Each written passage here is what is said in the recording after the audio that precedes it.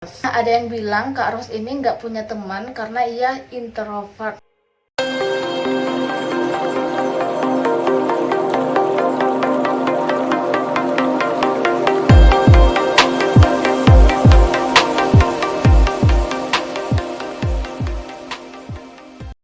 Assalamualaikum, welcome back my YouTube channel.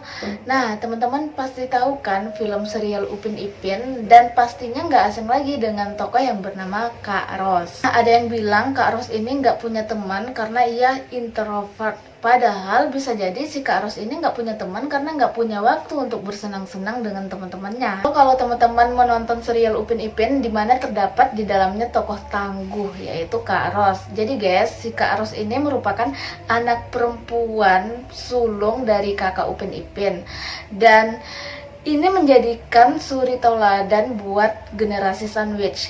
So, sebenarnya apa sih generasi sandwich itu?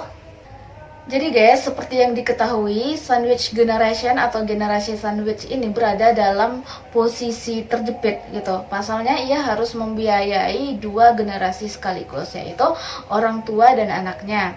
Nah, ketika roda ekonomi berputar normal saja, para sandwich generation ini masih kesulitan untuk menyisihkan pendapatannya.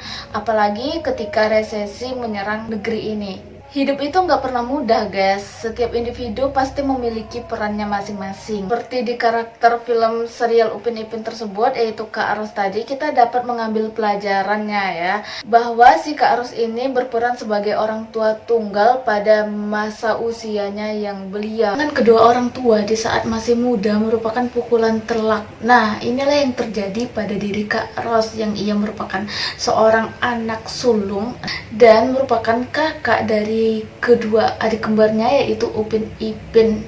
Jadi si Upin dan Ipin ini dia masih sangat kecil guys. Si Kak Ros ini sudah menjadi single parent saat masih remaja. Tentu saja ini merupakan fase kehidupan yang sangat berat. Ketika banyak anak muda seusianya sedang bersenang-senang dengan berbagai hal yang sedang hit, seperti mengunjungi mall, menonton TV di bioskop, atau sekadar ngopi-ngopi cantik aja. Di sini Kak Ros dipaksa untuk menjadi dewasa sebelum waktunya, guys. Bahkan ia memiliki 3 peran di sini, yaitu sebagai kakak, ayah, dan ibu. Menjadi orang tua itu nggak ada sekolahnya ya, apalagi bagi Kak Ros yang harus mandiri dan hanya berbekal nekat untuk mendidik kedua adiknya ini guys, si Upin dan Ipin. Jadi kalau mau dibandingkan sesama tokoh fiktif yang anak sulung dan ia merupakan perempuan yatim piatu seperti Princess Elsa dalam film film Frozen, jauh lebih beruntung. Gimana enggak, ia memiliki privilege sebagai pewaris tahta kerajaan yang pastinya mampu dong memperkerjakan banyak dayang-dayang istana untuk mengurus segala keperluannya.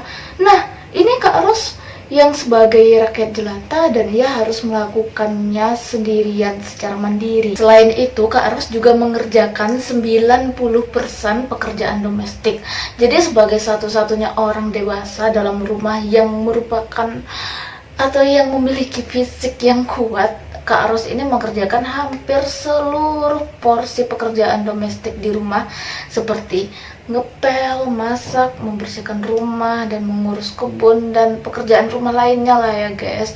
Dan hingga memeriksa pekerjaan rumah Upin dan Ipin pun Kak Ros.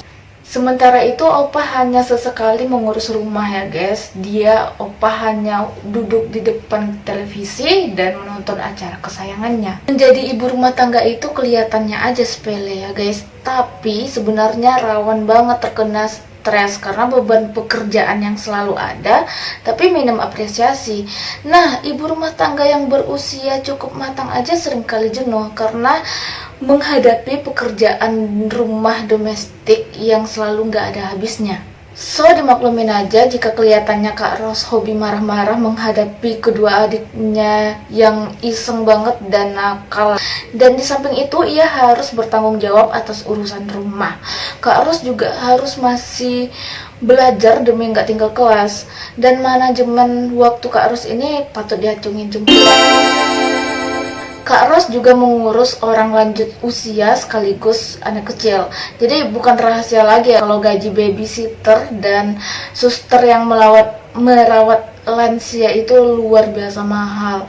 Jadi bayangkan aja Kak Ros bisa menanggung kedua profesi itu dalam sekaligus. Mengurus anak kecil itu nggak mudah guys. Seorang ibu aja yang mempunyai anak kandungnya sendiri kewalahan ngurusin anaknya sendiri ya guys. Sampai-sampai ada istilah yang namanya cerebral to teenager dan lain sebagainya. Gimana juga seorang kakak yang dalam waktu singkat diwajibkan memiliki kemampuan mendidik anak kecil kembar pula lagi tuh guys. Pastinya akan menjadi double trouble.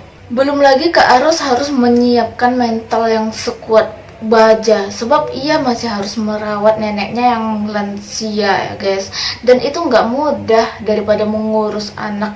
Banyak yang bilang ketika seseorang mendekati usia senja, maka pemikirannya akan balik lagi seperti anak-anak. Dan oleh sebab itu mereka yang lebih muda diharapkan bisa lebih lapang dada dan memaklumi tingkah laku yang kadang dirasa mengesalkan. Nah, sudah bisa dibayangkan bukan gimana tangguhnya Kak Ros? Dan di serial film Upin Ipin ini, Kak Ros juga menjadi tulang punggung keluarga. Di masa mudanya, Kak Ros sudah dituntut bertanggung jawab sendiri atas hidupnya serta adik-adiknya dan juga neneknya. Mungkin sih masih ada warisan atau uang pensiunan yang ditinggalkan oleh kedua orang tuanya.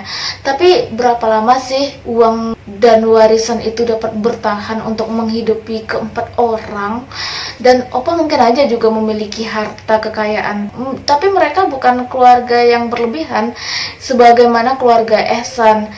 Ya, si Ehsan ini anak lelaki berkacamata itu yang selalu dihujani dengan mainan terbaru dan fasilitas terbaik. Kak Ros sadar sebagai yatim piatu, ia nggak bisa terus mengandalkan harta tinggalannya guys. Maka dari itu, gadis SMA tersebut memutar otak untuk mencari uang tambahan. Jadi mulai membuat nasi lemak untuk dititipkan di warung sampai gambar komik sekalipun. So, keterbatasan ini membuat Kak Ros menjadi sosok yang kreatif dalam mencari penghasilan.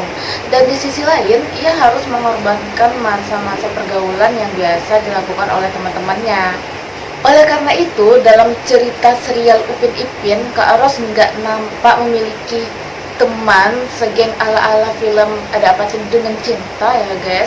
Lucunya Kak Ros ini mendapat sahabat pena dari luar negeri yang setidaknya bisa menjadi tempat berbagi dalam sepi. Oke guys, sekian penjelasan dari aku. Kalau ada kata yang salah mohon koreksinya atau bisa komen di bawah. Kalau kalian ada pendapat lain, so pantengin terus video aku, subscribe, like, dan komen di channel aku, nyalakan loncengnya untuk mendapatkan notifikasi terbaru dari aku. Assalamualaikum warahmatullahi wabarakatuh. See you.